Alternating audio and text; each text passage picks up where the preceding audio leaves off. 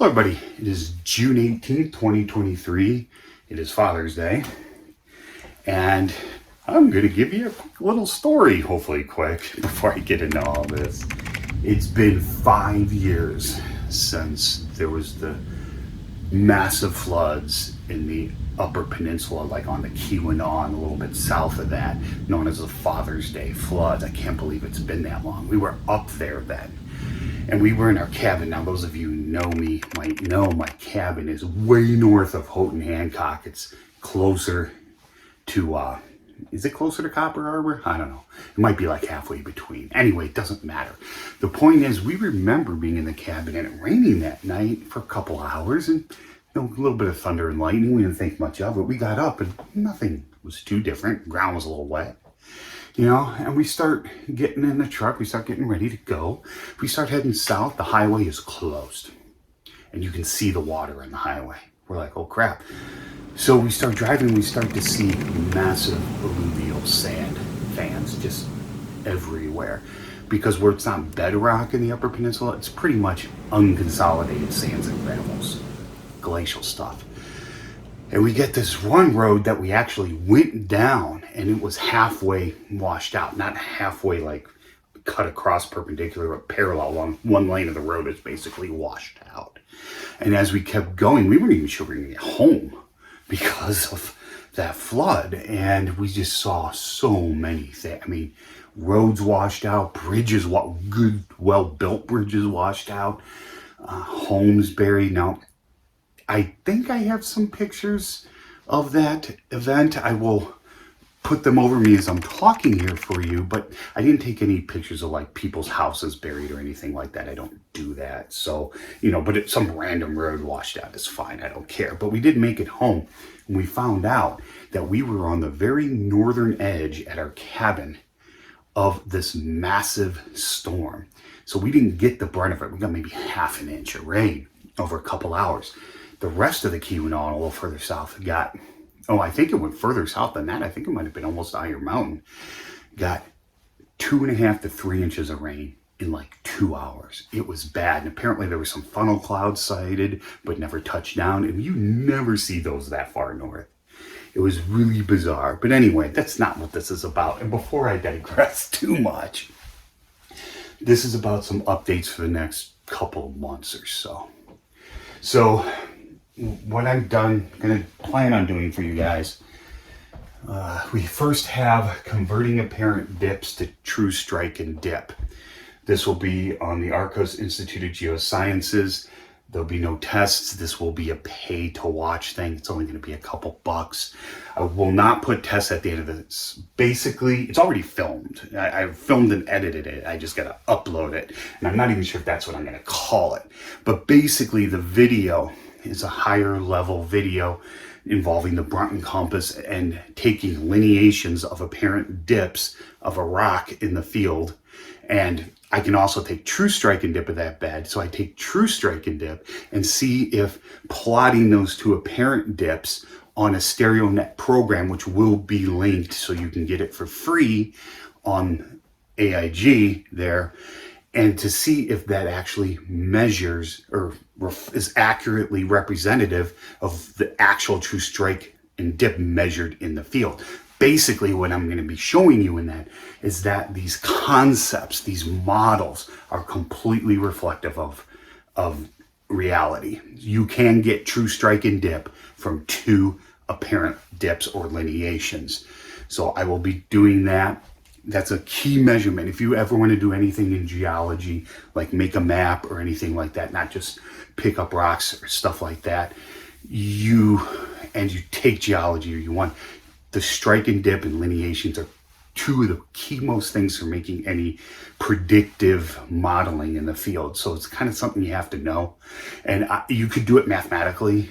You can even do it via 3-point problem, but I don't do it those ways. I like the StereoNet because I think very big three-dimensionally, and I know how the StereoNet works very well. And I actually do have a longer video, a few years old, that's also here that shows you the theory behind it and the process and then takes you through it. But anyway, let's move on to the next one. I hope that you guys find that interesting. If you take it, it might be $5 or so. So let's move on to the evolution of the geologic time scale. I've talked about this before. It's still in progress. The notes, I'm actually not going to do this one from the hip. I actually have notes that I'm going to show you and go through as I do it. That one will also be on Arcos Institute of Geosciences, the whole thing. The intro I will put for free on YouTube. This one will probably be a few bucks as well. It'll be a lower level. No tests on this one either. All right, that's just not something I can really do because this is such a complex subject. No one can make one comprehensive volume on this whole thing. A lot of stuff has been used once and forgotten, or just forgotten.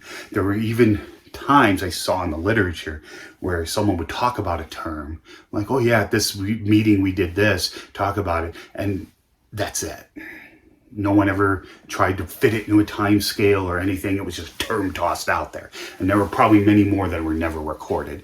So it's not the kind of thing I can test you on. I can test you on what I'm telling you, but even what I'm telling you is on a focused area, Lake Superior region, Midwest area of the development of the time scale. Now, in the beginning, I will have to leave the Midwest, obviously, because there were no geologists here in the, 17th century, or naturalists. So it's my best fit from the research I've done.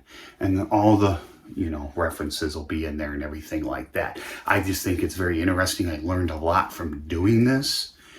And at the very end will be our proposal for Precambrian timeline. We're not the first ones to do this. No one's ever accepted anyone's.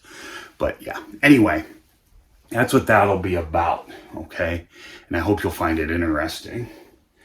I'm going to do a petrology video on this here. I already showed you this rock in the most recent GeoRant, and a longtime viewer and friend actually clued me in as to what it could be, and I'm pretty sure they're right, but I haven't done the tests. And the tests will be on this pinkish minerals here. Now this one's not as good, and I'm gonna break this rock up and stuff, but they were right. So if you're an amateur rock collector or amateur geologist, and don't be afraid to tell me something you think, because you might be more experienced with those particular rocks than I am. I don't know everything, okay? I'm good at rock identification in the field and even better in the lab, but I'm not all knowing. So if you see something like this and you have a suggestion, feel free to leave it, all right? And I know those of you that know me hate when people just show me a random rock and go, hey, what's this then? With no context. But don't be afraid to do that. I will tell you if I don't know. I will be kind to you. I won't be like, hey, idiot, why don't you go look at this video where I say don't do that. I'm not going to do that to you, okay? I'll just kindly let you know I can't identify it. But, don't be afraid to ever ask me an actual geology question. And like I said, I don't know everything, okay? And that person was a real big help, because I actually think I know it's I don't think it's one mineral. I think it's a couple. Now, but the group is all within one. It's all within one group. But that should be an interesting video, because I will take you through the process of my lab abilities to identify a mineral. Now, this one these aren't going to take any complex analysis, I don't think. So you won't see too much expensive equipment, but you'll see stuff. You could probably identify this yourself with a simple lab, a couple kits and stuff like that. But I will take you through those as well. And this last one here, actually, my sister's getting married, so that's the real reason why we'll be going up there. But we will be crossing the border too for a day. And we will be with someone helping them with a project. But we will be there helping them with it, so we can help them identify some of the bedrock in the area. So I think that's pretty much it. And before this hits 10 minutes, If you have any questions or comments, please leave them below, and I hope you learned something.